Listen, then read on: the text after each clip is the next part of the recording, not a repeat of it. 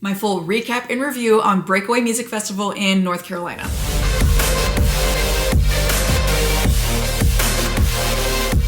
I just attended my very first Breakaway. I went to the North Carolina edition because if you don't know what Breakaway is, it is a chain festival and they take place in multiple states around. So I know there's one in Georgia, Minnesota, Florida. I went to the North Carolina one. So let's talk about my full experience there. This year, Breakaway North Carolina took place on Friday, September 26th and Saturday, September 27th. I only attended Friday the 26th because that's the only day that I cared to see artists on. I didn't like the Saturday lineup, so I didn't need to go 2 days of the festival. This festival is right outside of Charlotte in a city called Concord, so it's like 30 minutes right outside of Charlotte. For me, I still had to fly into Charlotte. That was the biggest, closest airport to this. The venue was held at Z-Max Dragway. There are 3 different ticket types that you can get for this festival: GA, VIP, and then a Skydeck VIP. I went the VIP route. The cost of my VIP ticket was $197. It was for 1 day, and I purchased it on tier 5. So it would have been a lot more if I would have bought a 2-day ticket. And if you want to see a full breakdown on what VIP versus GA looks like, go ahead and watch this video because I show everything that VIP has to offer and if I think it's worth it for you or not. And there's also a Skydeck ticket, which is like premium VIP tables and sections and stuff. I don't even know how much those cost because I did not even bother looking into it. So accommodations. I looked up where the venue was and then I searched around to see if there were any hotels nearby, and thankfully there was. So I booked a walking distance hotel because I did not want to deal with Ubers or shuttles or anything like that. I stayed at the Residence Inn by Marriott, and where that's at, it's like a cluster of hotels. That there's 3 different Marriotts. I think there's like a Courtyard Marriott, the Residence Inn that I stayed in. There's something else, and there's an Embassy Suites. They're also building a true Hilton. So that's my biggest recommendation is for accommodations is to book one of those walking distance hotels. And it was only a 23-minute walk, not bad at all. When I was leaving, the traffic was awful because I had to walk along this main street. So I saw the traffic buildup. I saw all the people that were out there waiting for their Ubers. I don't even know how much the cost of an Uber would have been, but the amount of people that were out there waiting for Ubers. So if you're coming from out of town or out of state, like just get the walking distance hotel. It's so convenient. Even if it may be more expensive to stay closer to the venue than it would be to stay further out and save money on a hotel. I know that there are hotel packages like through Breakaway, but they're in other parts of the city. I just wanted to be as close as I could to the venue. And because I was by myself, so it's always like a rule of thumb that I try to go through. When I go to things by myself, I try to stay as close to the venue as possible to eliminate traveling far distances by myself or taking on the expenses by myself too, because I don't even know how much an Uber would cost by myself. I recommend the walking distance hotels. Transportation, kind of gave you a breakdown of what it was. So again, I did the walking distance. Breakaway on their website offer shuttles. I think that we're coming out of Charlotte, but that's like, we're like 30, 40 minutes outside of Charlotte. So again, I wanted to be walking distance, but there are shuttles.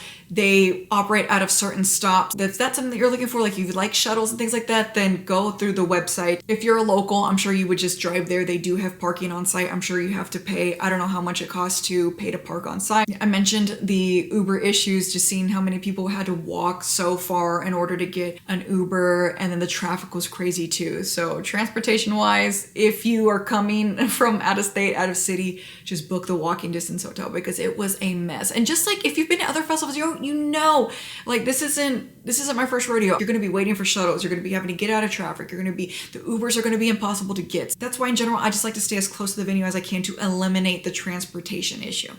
Let's talk about the lineup. So here is the full lineup. Said I only went Friday because that's the day all the artists I wanted to see were on. The main reason why I bought this ticket, let me just be so for real right now, is Eli Brown. Okay, he is my favorite artist. I didn't just go to North Carolina for this 1-day festival, because you might be thinking that's crazy just to go for 1 day for one person. I went to North Carolina too because I have a friend that lives there and I've been wanting to visit her. So when I go visit a new place, either a new state or a new country that I've been wanting to visit, I always look to see if there's festivals there. So I planned my trip to see my friend around this festival so I could do 2 things that I wanted to do. One, experience a new festival, and go visit my friend. So that's why I was okay going for 1 day only. I would have went 2 days if I I liked the lineup both days, but I did it. Once the daily lineups came out, I was like, all right, cool. I only want to go the day that Eli's going on. And it also had all the other artists that I would want to see too. John Summit, Disco Lines, Max Styler. Those are the 4 people that I was down to see. Eli Brown was amazing, of course, because that's my favorite. And John Summit's set was good too. I had fun for that as well, but Eli Brown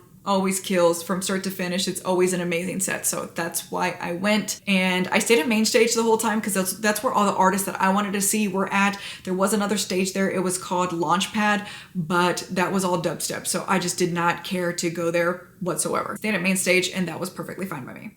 And to keep talking about stages, there were technically 3 stages. There was main stage, the Launchpad, which had dubstep, and then there was a silent disco where the actual like lineups were, but the big artists were the Launchpad and main stage. So I didn't go to Launchpad, like I've mentioned in the last clip, just because I don't like dubstep. And then I didn't go to the silent disco at all. I don't know what the other breakaways look like, but in general, this was like a tiny festival. And if you want to see what the full venue looks like and just see how small it is, go ahead and watch this venue tour. It only took me, 8 minutes to film. Like, it was so quick. It's so little, but I like that little cute compact feeling. So festival food, something I love talking about. So I had a VIP ticket, like I've mentioned before already, and normally in VIP they offer more like fun specialty foods that they don't offer in the main section. I ate a Carolina brisket cheese stick that was so damn good. And then I also had a gyro out in the main section. They didn't have any gyros in the VIP section. Both of those cost me $16.05 each, but I noticed that Breakaway had the same festival food that you would find at any festivals, like gyros, corn dogs, chicken tenders, pizza, like just the very basic typical festival food. Even though I loved the Carolina brisket cheese stick, it wasn't like the best festival food I've ever had in my life or anything. So very, very typical on brand festival food.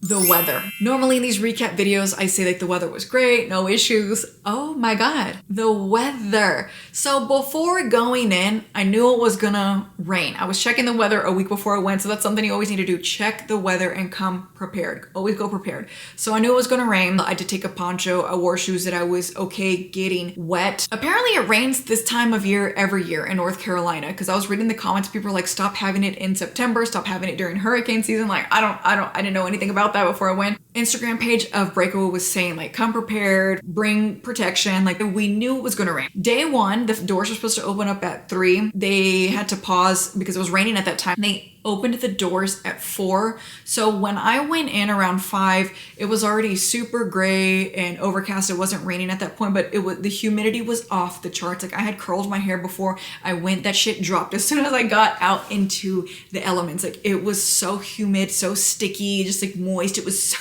hot. And I'd say maybe an hour into the festival, it started drizzling. And then I was in VIP trying to eat. So VIP has a covered section. So I was in there trying to eat while I saw it raining. I just saw the rain start to come down a little bit heavier.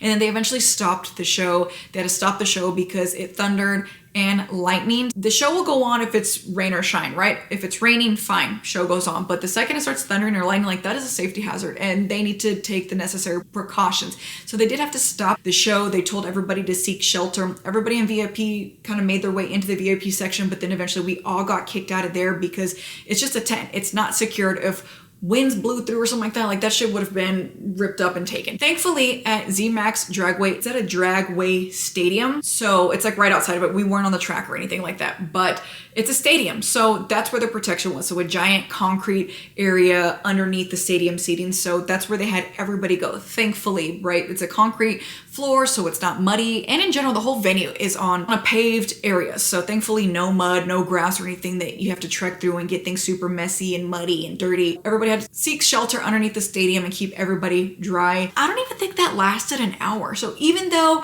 it did rain and they did have to stop the show, like, just as quick as we all got into there, I feel like we were able to get right back out. And they did resume the show. It did rain throughout the night, but it was never a torrential downpour. Like, I was more wet from sweating from how hot it was than the actual rain itself. So the rain didn't bother me at all. And the good thing about Breakaway was that they just bumped everybody back. The festival was supposed to end at 11 and ending at 12, and they pushed everybody's set back, or at least the artists that I wanted to see. I wanted to see Max Styler, Disco Lions, Eli Brown, and John Summit. I got to still see all 4 of those because they just pushed everybody back like an hour and a half. So all of them still got to play their full sets in entirety. So yeah, even though it shut down for about an hour, it was no impact. And I'd rather be safe than sorry. And it still didn't impact me seeing these artists. Like if they would have shut that down and closed the festival for the day and me missed Eli Brown, like the only reason why I went to that festival, I would have been so mad. But no, even though the weather was kind of shitty, it still worked out. And I have no idea what it was like the next day just because I didn't go the next day, but that's how day 1 went. But I still think that they made it right and did what they could to make it right.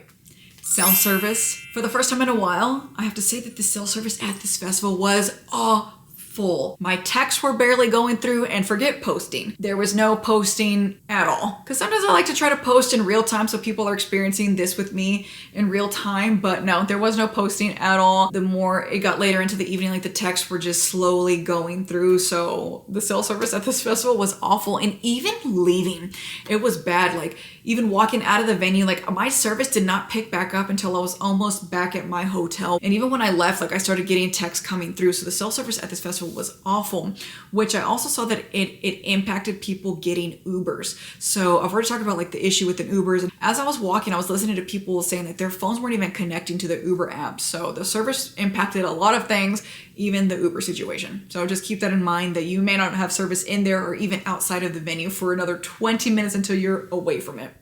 The crowd of Breakaway. I had a great time with the crowd. I interacted with a few local North Carolinians. When it started raining, I talked to people. I was like, does this normally happen? Like, is the rain gonna come and go? Have you been here before? What is it like? And every time I talked to people about it, they were just so nice and like, oh, where are you from? And it's okay. Like if they shut down, this is what's gonna happen. Like people were just so nice and willing to be helpful and offer me some insight on the whole rain situation. And also being in the crowd. So let me preface, I already said I had a VIP ticket. My experience may be different than yours because I've already seen on social media people talking about how shit the crowd was at Breakaway, especially in GA. I did not experience any shit people at this festival at all. I went in by myself and I was asking people to help me take pictures and they were really nice about it. I eventually met up with a friend later on, so ended up being with people, but the times that I was by myself, people were just so nice and interacting with me and helping me take pictures and that. But even when the music was going on, John Summit is notorious for having, it's not him, but like it's his crowds, like the frat boys, the Chads, the Brads, and like the Bops, like the shitty girls or whatever, that they're just have an attitude and they don't know how to act in these crowds and they're not plur and the only EDM that they listen to is John Summit. They don't listen to anything else. So that's the predominant crowd that he attracts. I didn't experience that though in VIP, whereas I've heard people talk about that exact experience in GA, that people were just pushing and shoving and rude and talking. Just, it wasn't nice out there, but I did not experience that in VIP at all. I always had plenty of room to dance. There was always space. The people that were walking through, everybody said, excuse me. Everybody was polite. Of course, not everybody, like you're always gonna have one shitty person that's gonna go through, but it's like, it was more positive than not. I would say 95% of the people say excuse me as they're walking through the crowd, in VIP at least, okay? I had a great time with the crowd in VIP. They were all nice. If you had a different experience outside of that, I'm sorry, but that was not my experience at all. Outfits, what do people wear to Breakaway? This isn't an over-the-top rave outfit festival like EDC, for example, or most Insomniac festivals. I feel like people that go to Insomniac festivals just pull out all the stops and just wear these really extravagant and beautiful, absolutely beautiful outfits. Anything outside of that, people are just a lot more casual, custom made or DIY, nothing like that. I saw just like a lot of very like basic outfits. Like I wore boots, a skirt, a zebra top. The friends that I was with, they were wearing, all black, like a little dress and boots and pants and a crop top and boots, keep it simple. And I saw a lot of people like that, just comfort, boots, skirts, Converse, crop tops.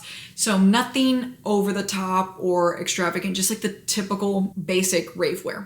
Extras to the festival, like pre-parties and afters. Breakaway does offer these things. I did not attend anything. Their Instagram is what's going to show you what is happening before. So like the week before, like the week of, they were announcing where the pre-parties were. So like the things that were happening on Thursday or during the day before the festival started, and then where you could go after the festival. So I know Eli Brown had an after party.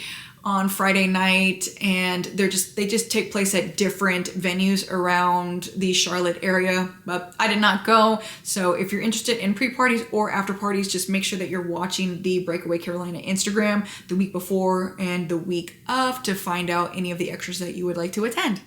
Dislikes. What did I not like about Breakaway? My biggest complaint would be in VIP, there wasn't enough seating areas. And before you're like, why would you even sit down at a festival? Because people say that. Because I'm a 35-year-old woman and I like to sit the fuck down, okay? I like to sit down and take breaks if I want to last all night.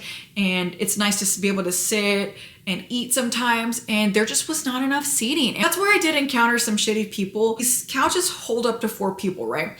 If you saw 1 or 2 people get up, the person that was sitting there would automatically drop their bag down or kick their feet up. Like I saw somebody kick her feet up. She was the only one on a 4-person couch, just sprawled out across it, holding spots for her friends. So that's just the only thing. Either there needs to be a hell of a lot more seating, or people just need to be a little bit more mindful that other people want to sit and take breaks too. So that was my biggest complaint about VIP. And even though the weather kind of sucked for a little bit, like the festival still made it right. The festival shutting down had no impact on me. I can't control the weather. Like even though it was hot and my hair was a big ass knot at the end of it and I was sweating and I got wet, like that had nothing to do with the festival. I mean, I guess it does if they should move it, right? If they know it rains every September, but whatever. And they made it right. Like they extended the festival. I still got to see all my artists. So even the weather sucked, that didn't impact my time there. But yeah, the biggest complaint was just not enough seating in VIP and the people that would hold the seats for their friends when they would get up.